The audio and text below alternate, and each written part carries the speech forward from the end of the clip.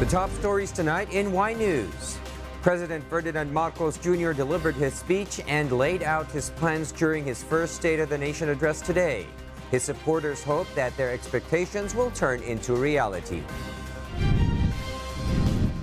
Both the upper and lower chambers of the 19th Congress elect their leaders. The World Health Organization declares monkeypox as a public health emergency of international concern.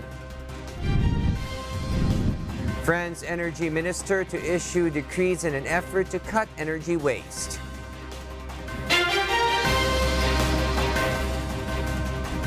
Good evening, Philippines and the world. Today is Monday, July 25, 2022. Join us in the next hour as we deliver today's top stories around the Philippines and in other parts of the world.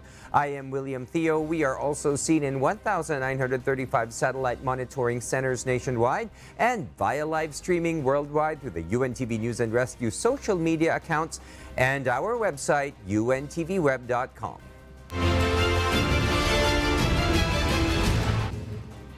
First in the news, the first State of the Nation address of President Ferdinand Marcos Jr. took place today. He laid out his plans firstly towards the country's economic recovery.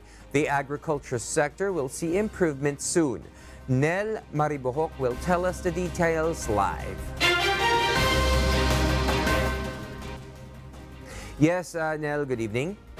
Go ahead. Good evening, Will. President Ferdinand Bongbong Marcos Jr. laid out the economic plans of the Marcos administration. The Marcos government targets to bring down the country's poverty rate to 9% or a single-digit rate by year 2028. The president also said that the country's debt will be less than 60% debt to gross domestic product ratio by 2025. PBBM also emphasized the need to fix the value chain in order to address short-term and long-term problems in the agriculture sector. He said problems in food supply would result in higher prices of commodities and its insufficiency. Upang masuportahan ang mabimili para mapanatili ang kanilang purchasing power o kapangyarihan sa pagbili, isinapinal ng Department of Agriculture ang planong taasan ang produksyon sa susunod na panahon ng pagtanim o planting season sa pamamagitan ng tulong pinansyal at teknikal. The president also said the government plans on giving assistance to farmers and fisherfolk through financial assistance and loan. The price of farm inputs will be lowered. Also, the government will acquire fertilizers, feeds, pesticides, seedlings by bulk in order to help qualified beneficiaries. President Marcos will also push for farm-to-market road projects. He will also issue an order imposing a one-year moratorium on the payment of land amortization and interest payments to aid land reform beneficiaries. To add to that, former President Rodrigo Duterte's infrastructure program will continue, according to President Marcos. He said he will not only pursue it, but will also expand the projects. PBBM also vows to expand and intensify aid programs of the Department of Social Welfare and Development. He said the government will also ensure that the list of beneficiaries under the Pantawid Pamilya Pilipino program will be clean and valid. Hindi natin papahirapan ang mga biktima ng krisis na dudulog sa ahensya. Gagawin nating simple ang proseso ng paghingi at pagparating ng tulong. Dahil hindi naman dapat dinadagdagan pa ang hirap ng nararanasan ng ating mga mamamayan. As for the issue on energy, President Marcos said he will prioritize the use of renewable energy sources to cushion the impacts of climate change. He added there is also a need to invest in technology to provide more accurate weather forecast and disaster alerts. And that is our update. Back to you, Will. Yes, thank you, Nel. And that was Nel Maribohok reporting live from the House of Representatives. No more lockdowns. This was one of the pronouncements of President Marcos Jr. in his SONA today. The president emphasized that there should be balance between the health and welfare of the Filipino people and economy. He said the various government agencies are coordinating to monitor the COVID-19 hospital admissions to ascertain the country's healthcare system has sufficient capacity to prevent another surge of COVID-19 cases. Let's listen to President Marcos Jr.'s pronouncement. Nariyan pa rin ang banta ng COVID-19. Lalo't may mga nadidiscovering bagong variant ng coronavirus. Pero hindi na natin kakayanin ang isa pang lockdown. Wala na tayong gagawing lockdown.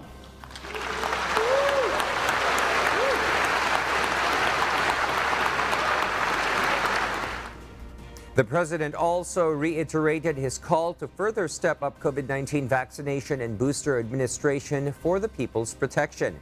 This way, although there could be an increase in COVID-19 cases, serious and critical conditions would be diminished.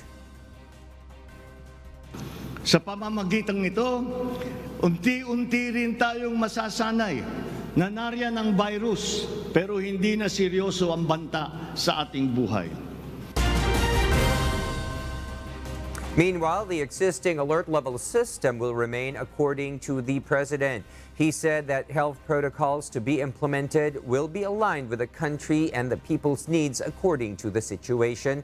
Cooperation with the private sector will also be strengthened in order to further encourage investors and boost their confidence in order for the country to return to full capacity, especially businesses. The president also announced that he plans on establishing our own centers for disease control as well as a vaccine institute. Mananatili muna sa ngayon ang alert level system natin. Pinapag-aralan natin ang ibang paraan ng klasifikasyon upang mas babagay sa kasalukuyang sitwasyon, lalong-lalo na sa pagbabago ng COVID. Sa pakikipagtulungan ng Kongreso, itatatag natin ang ating sariling Center for Disease Control and Prevention at ang isang Vaccine Institute.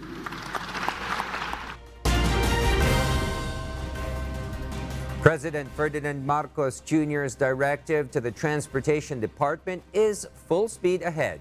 Eileen Cerudo will tell us why live from the House of Representatives. Yes, Eileen, go ahead. Yes, William. President Ferdinand Marcos Jr. bared his plan to boost the country's tourism industry through road improvements and new airports. During his speech, he said basic developments would help decongest Metro Manila and pave way for easier access and tourism spots. Here's the president's pronouncements on this. To boost our tourism industry, we will first and foremost make basic developments such as road improvements for easier access to tourism spots. We will also upgrade our airports and create more international airports to help decongest the bottleneck in the Manila airport. President Marcos highlighted the importance of tourism as an economic tool. According to the president, a well-developed tourism industry would not only increase job opportunities, but also enhance the Filipino brand. Aside from road improvements and airports, President Marcos also wants to continue the railway projects started by the Duterte administration, including the Metro Manila subway station, North-South commuter railway system, and the LRT-1 gov't extension. My order to the Department of Transportation, or DOTR, is really very simple. Full speed ahead.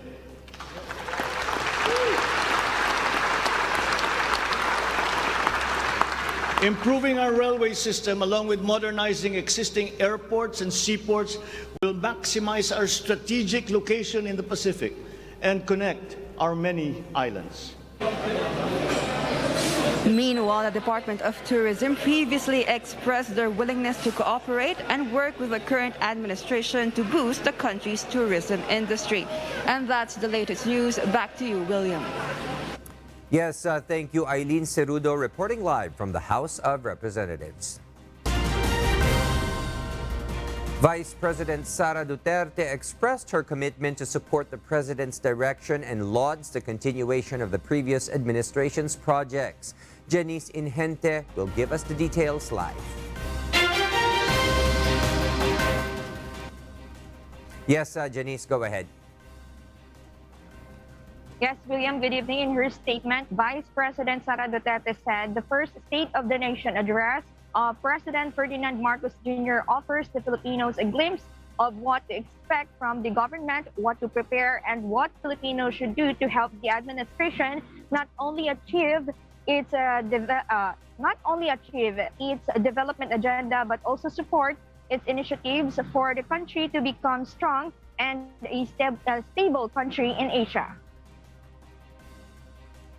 Vice President Duterte is committed to working alongside the Office of the President in the pursuit and realization of its development agenda, ensuring that the interests and the welfare of the Filipinos will come first before everything else. The Vice President also lauds the direction of Marcos' administration to continue the gains of former President Rodrigo Duterte, which the OVP fully supports. Vice President Duterte commits 100% in achieving the plans and programs that both OVP and DepEd have framed to serve its sectors. She added that as head of DepEd, she will prioritize the implementation of the Basic Education Development Plan 2030 dropped by a previous administration, which is expected to address the adverse impact of COVID-19 pandemic on the education sector. Back to you, William. Yes, thank you, Janice Inhente, reporting live. The Senate of the Philippines has its new set of officials. The Senate leadership supports President Marcos Jr.'s administration and will push for measures aligned with the chief executive's goals for the country. Ray Pelayo tells us why. Senator Juan Miguel Zubiri is the new Senate President of the 19th Congress after he was elected by 20 senators. Zubiri will prioritize the enactment of the proposed national budget for next year, including economic stimulus. He will also push for bills to improve education in the country. Let us go to our battle stations and fight to uplift our people's lives and make our nation even greater than before. Mabuhay ang Senado at mabuhay ang Pilipinas. On the other hand, Senator Joel Villanueva was voted as the majority floor leader. He said he is prepared to work with all senators. One who did not vote for Villanueva is Senator Robin Padilla. Ginoong Pangulo at sa mga kasamahan ko at sa lupo ng pagpupulong na ito, nais ko lamang pong maging opisyal sa lathaan ng Senado na ako po ay umiiwas sa pagboto sa majority floor leader. Maraming salamat po. We're all professionals here. We are all elected by the people, and it's time to work. And our work should not be affected by our personal differences, kung meron man. Senators Pia and Alan Peter Cayetano said they will also work with other senators even if they are independent.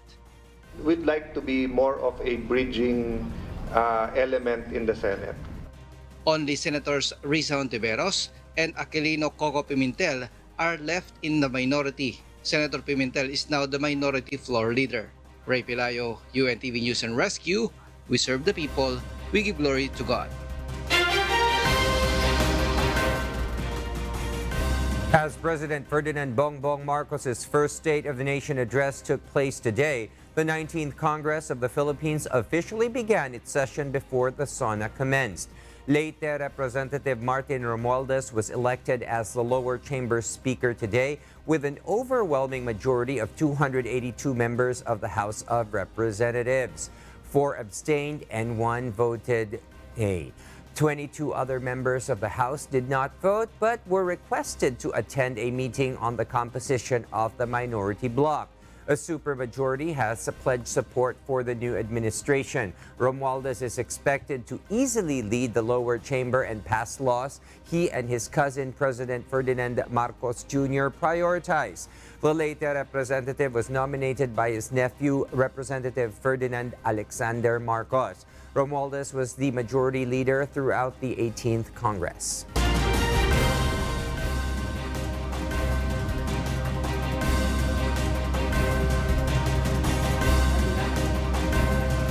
President Ferdinand Bongbong Marcos Jr. laid out his priority measures that he hopes Congress will pass under his administration. Harleen Delgado will tell us why live. Yes, Harleen, good evening. Go ahead. William, a total of 19 proposed bills were asked by President Ferdinand Bongbong Marcos Jr. to lawmakers to pass in the 19th Congress on his very first State of the Nation address, or SONA. William Marcos first mentioned during his speech the need to amend the comprehensive agrarian reform law as he highlighted the agriculture sector. The call aims to help agrarian reform beneficiaries in their debts and to distribute thousands of unused lands to beneficiaries. Congress must also pass a law that will emancipate the agrarian reform beneficiaries from the agrarian reform debt burden, thereby amending Section 26 of Republic Act 6657. In this law, the loans of agrarian reform beneficiaries with unpaid amortization and interest shall be condoned. Marcos also asked lawmakers to pass a measure that will establish the country's own Center for Disease Control and Prevention. The president also made mention of the National Government Right-Sizing Program, which he says will enhance the government's institutional capacity to perform its mandate and provide better services while ensuring optimal and efficient use of resources. The NGRP will entail a comprehensive strategic review of the functions, operations, organization, system, and processes of the different agencies, and massive and transformational initiatives in agencies concerned, such as mergers, consolidations, splitting, transfer, and even the abolition of some offices.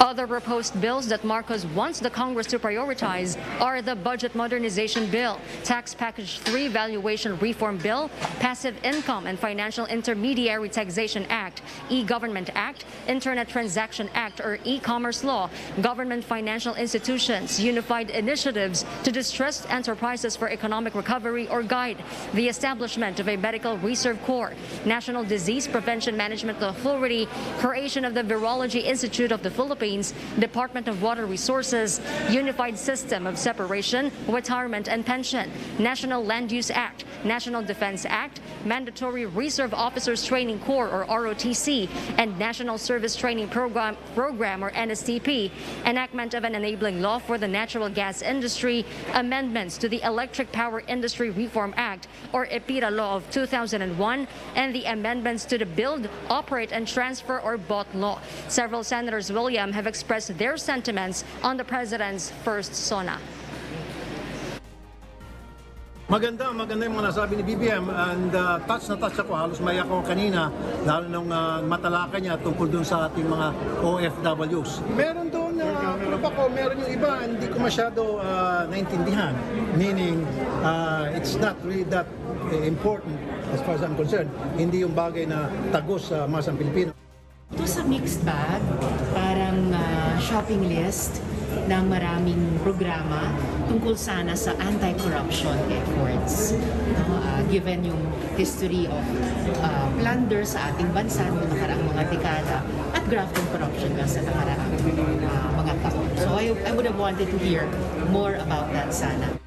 Actually, itong SONA na to para sa akin ay nagbigay ng pag-asa sapagkat sa mahabang panahon, at least ngayon alam na natin ano ang mga konkretong plano. Nagbigay din siya ng mga priority bills na nais niyang ipasa. And that is the latest live. Back to you, Will. Yes, thank you, Harleen Delgado, reporting live from the House of Representatives. Meanwhile, former President and now Pampanga Representative Gloria Macapagal Arroyo was elected as the senior Deputy Speaker of the House of Representatives today.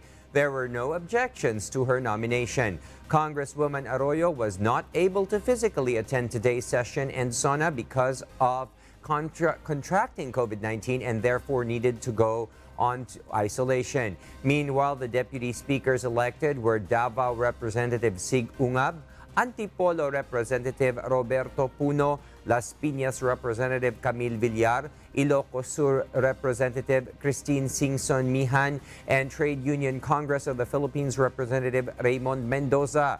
Reginald Velasco will sit as the new House of Representatives Secretary General, replacing Mark Leandro Mendoza. Zamboanga 2nd District Representative Manuel Jose Delipe was hailed as the House Majority Floor Leader, while retired Police Major General Napoleon Caballes is now the new House Sergeant at Arms.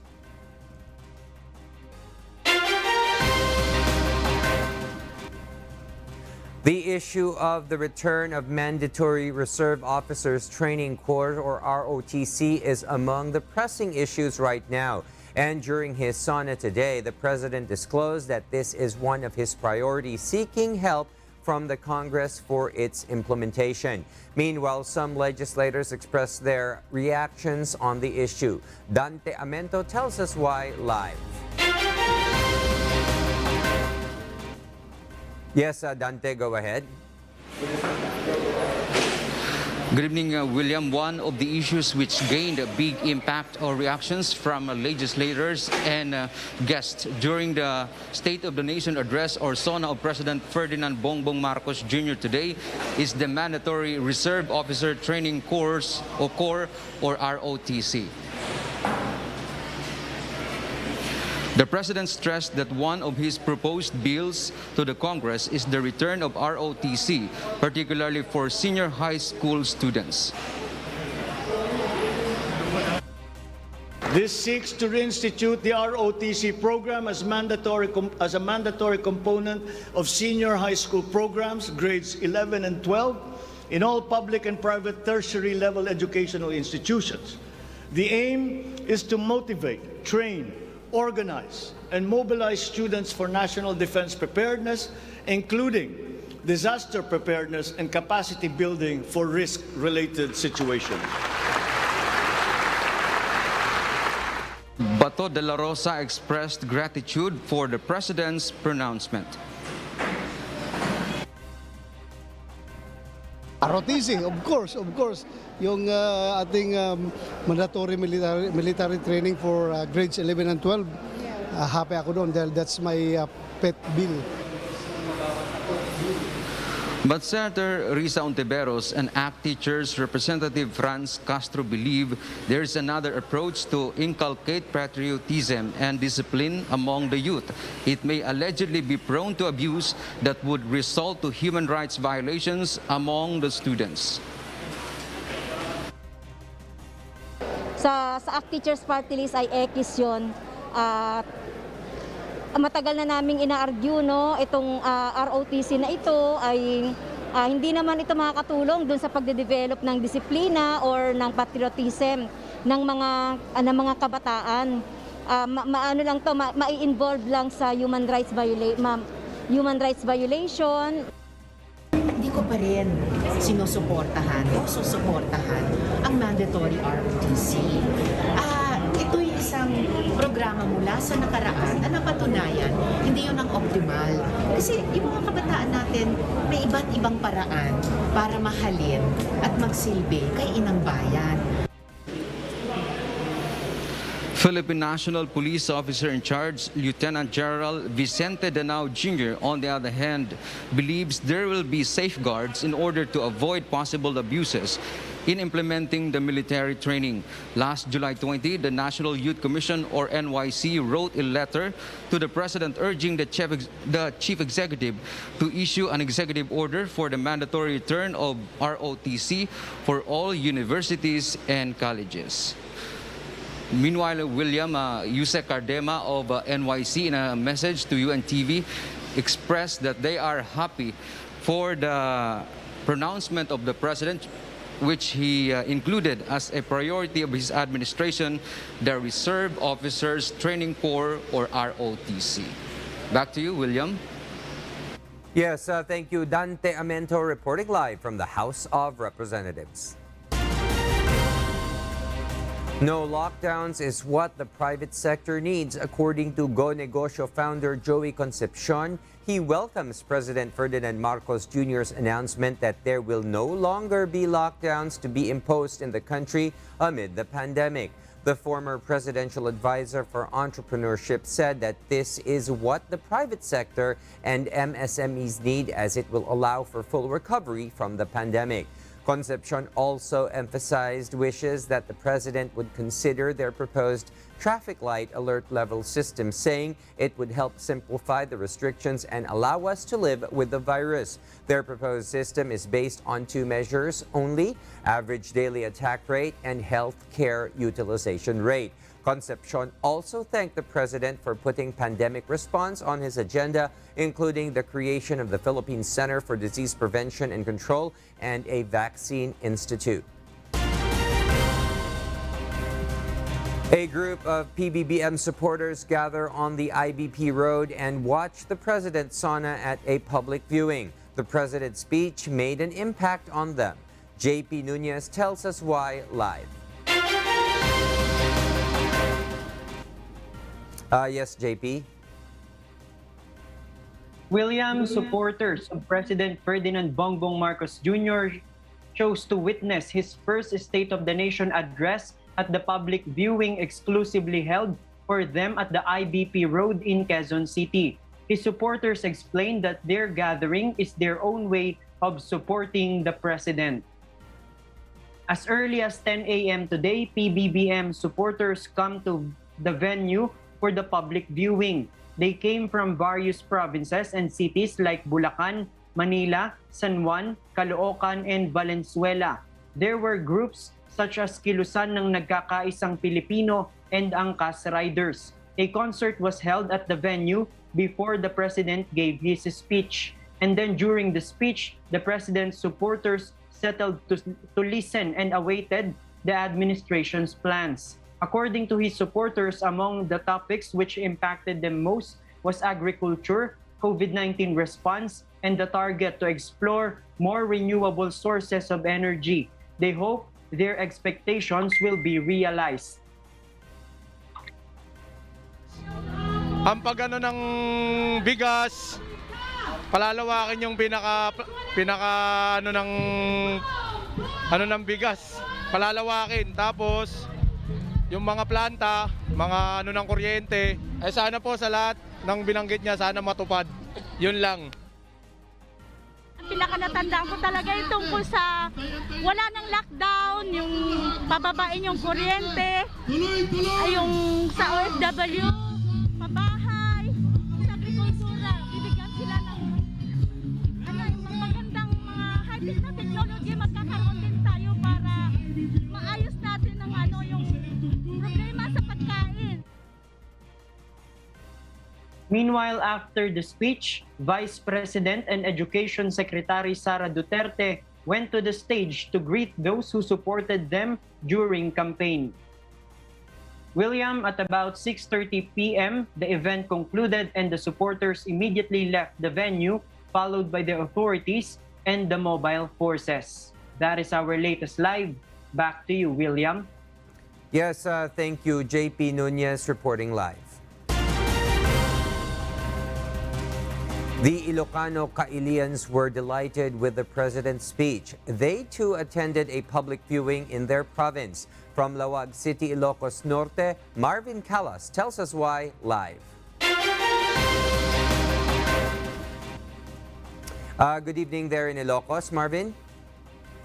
Yes, William, when asked what are the points that the president may possibly left unturned on his State of the Nation address, his townspeople in Lawag, Ilocos Norte, who attended the public viewing at the City Hall Multipurpose Center, simply said they were satisfied.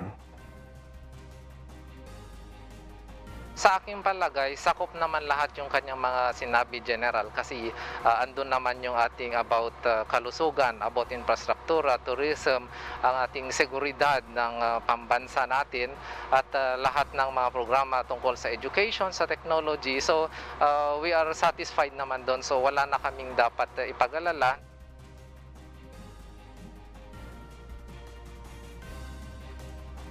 President Marcos' plan on agriculture also impacted the Ilocanos. They also weighed the realization of the president's plans on the tourism sector.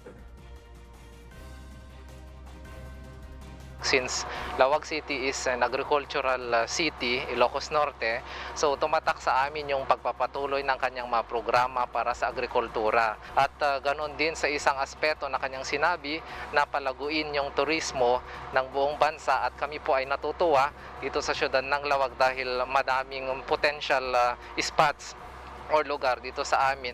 Yung pagbigay pansin sa mga OFWs, kasi ang Ilocos Norte kasi at Lawag City, marami yung mga OFWs, at saka yung pagbigay pansin sa mga anak nila. Kasi marami yung mga OFW na pupunta ng abroad, and then yung mga anak nila parang nawawalan na sila ng care ng mga magulang. The Ilocano people are confident with President Bongbong Marcos' administration and his plans awaiting to be implemented.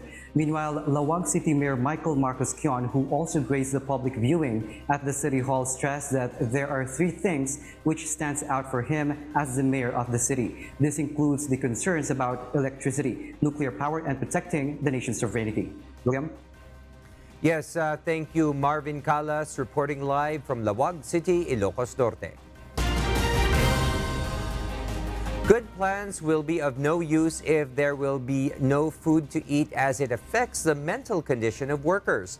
The group Kilusang Mayo Uno explains this as they deem President Ferdinand Marcos Jr.'s State of the Nation address lacking content. KMU National Chairperson Elmer Labog says there are far more important issues that need to be addressed than the visions and plans that President Marcos Jr. have revealed to the public. Wala kaming narinig na pagbanggit hinggil sa pagtataas sa sahod ng manggagawang Pilipino. Wala kaming narinig sa pagtatapos at pagbabasura ng eskemang kontraktualisasyon. Wala kaming narinig hinggil sa pagbibigay ng lupa sa mga magsasaka. Wala kaming narinig sa pagbabasura ng rice tariffication law.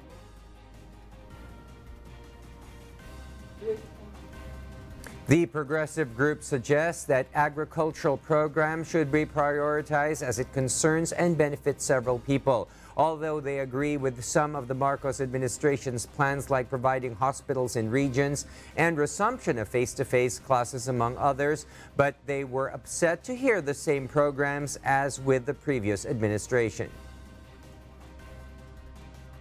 We are hoping that he would not be another Marcos Sr. We were hoping that he would not be another Duterte. But as it is, it seems the same programs are being manifested by the same government of Bongbong Marcos Jr. And we cannot agree with this kind of program. It is against the interest of the Filipino people. It is against the interest of the Filipino workers. The group say they will stand their ground and call on their people inside the Congress and in the streets. Meanwhile, rallies were cooperative during today's SONA. According to the Philippine National Police, or PNP, the demonstrators fulfilled their commitment to disperse at noon. The 1,000-strong security forces secured strategic areas on Commonwealth Avenue and nearby on a rainy Monday. According to the police, there were no untoward incidents reported. Here's National Capital Region Police Office Director, Police Major General Felipe Natividad. To add to peaceful protests, traffic situation was generally smooth on Commonwealth Avenue compared to that in previous SONAs. The stop-and-go scheme was implemented only when a VIP was passing from the zipper lane on the other lane on Commonwealth Avenue. Aside from police officers, there were personnel from the Bureau of Fire Protection and the Quezon City Health Office on standby. The PNP thanked the public for their cooperation towards peaceful streets on this day of President Ferdinand Bongbong Marcos's first SONA.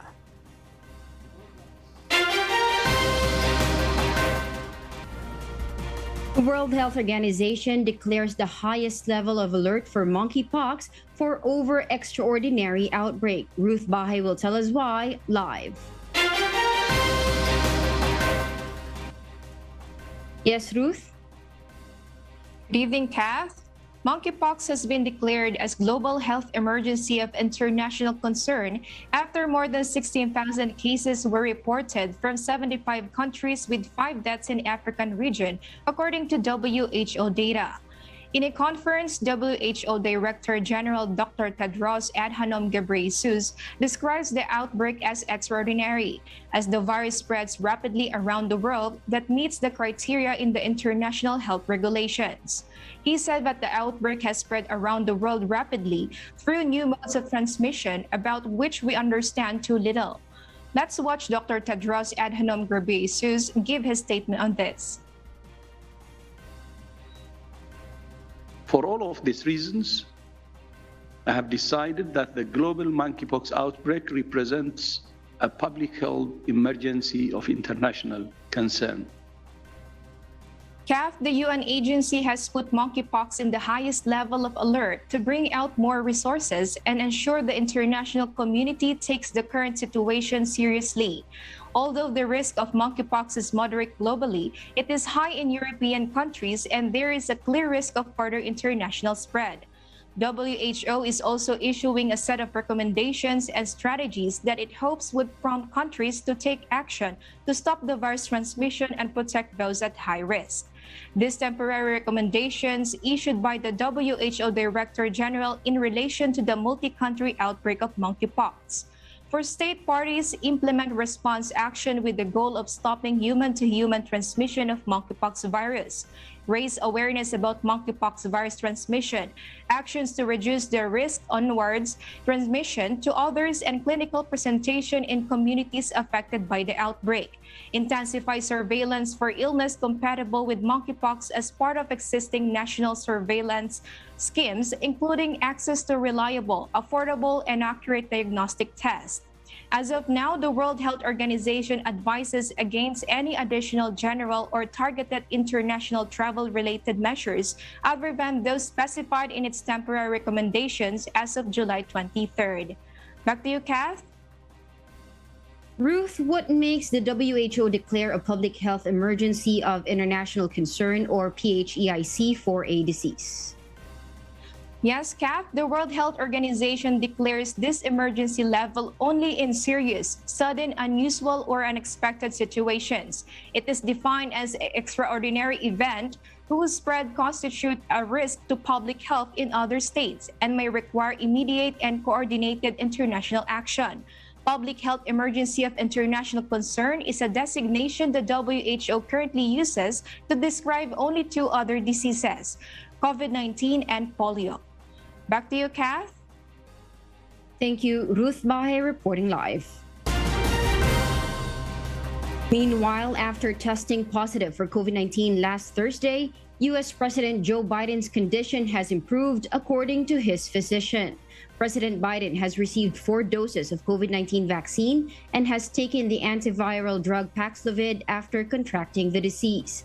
Dr. Ashish Jha, the White House COVID-19 response coordinator, also confirmed that the president got the BA.5 Omicron subvariant of the virus. Dr. Jha also said that Biden still has sore throat, but other symptoms such as cough, runny nose, and body aches have diminished considerably. Out of the 17 people who had close contact with the president when he might have been contagious, none has tested positive so far. Over the weekend, Russian missiles hit Ukraine's Black Sea port of Odessa and was described as a spit in the face to Turkey and the United Nations. Marvi Dauphin will tell us why live. Yes, Marvi? Kath, Russia's missile attack on the Black Sea port of Odessa in Ukraine was received as a spit on the face by Ukraine's foreign minister. It happened just hours the two nations signed a deal to secure grain exports.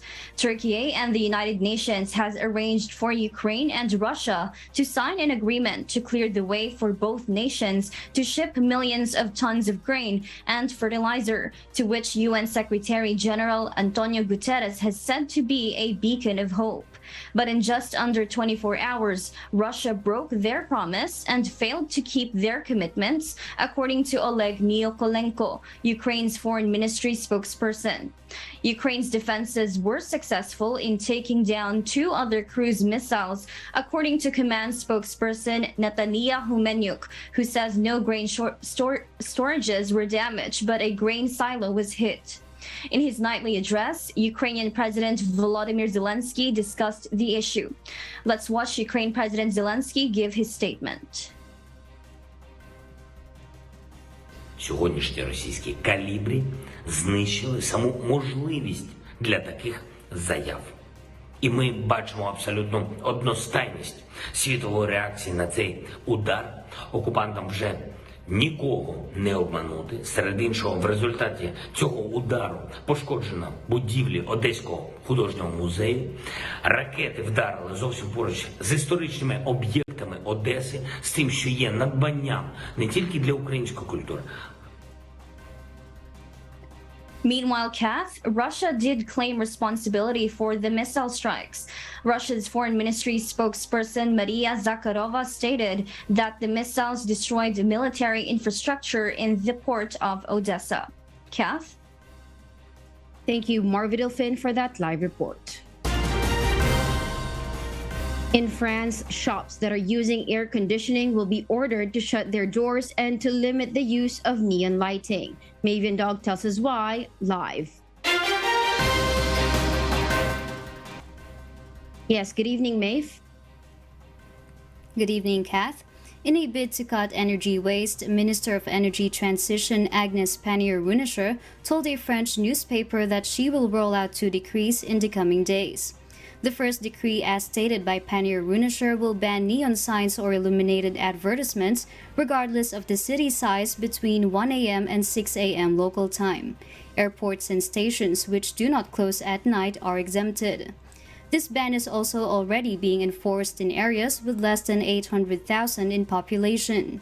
The second decree will prohibit shops from leaving their doors open while either air conditioning or heating is on. She also added that this ban will allow shop owners to reduce their energy bills by almost 20%.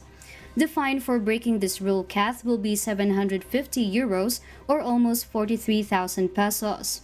The demand for air conditioning, Kath, has increased in France as the country continues to cope with the extreme hot weather. Energy costs in the European region as a whole also escalated since Russia's invasion of Ukraine. Kath? Maeve, what is the temperature in France now? This Monday, Kath, France is experiencing 27 degrees Celsius with 45% humidity. Kath, July is the hottest month in Paris with an average temperature of 20 degrees Celsius, thus the much need for air conditioning these days. The warmest time of year is generally early August. Back to you, Kath. Thank you, Maven Dog, reporting live. And those are the reasons behind the news in other parts of the globe. I'm Kat Tumaraos, live from Bangkok, Thailand. Good evening. Our Kasangbahay, as the world faces these trying times amid the pandemic caused by coronavirus and other crises, we are inviting everyone to join the global prayer for humanity from Monday to Friday, 9:30 p.m. Philippine time through the social media accounts of Members Church of God International.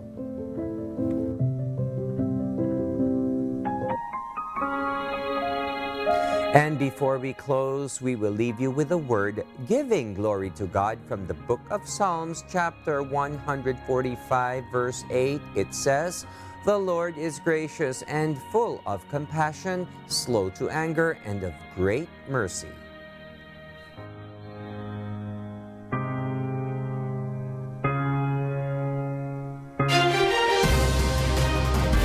And those are the reasons behind the news, the 25th of July 2022. Reasons we deliver to you as they unfold, and because we need to know, we will always ask why. I am William Theo. We serve the people. We give glory to God.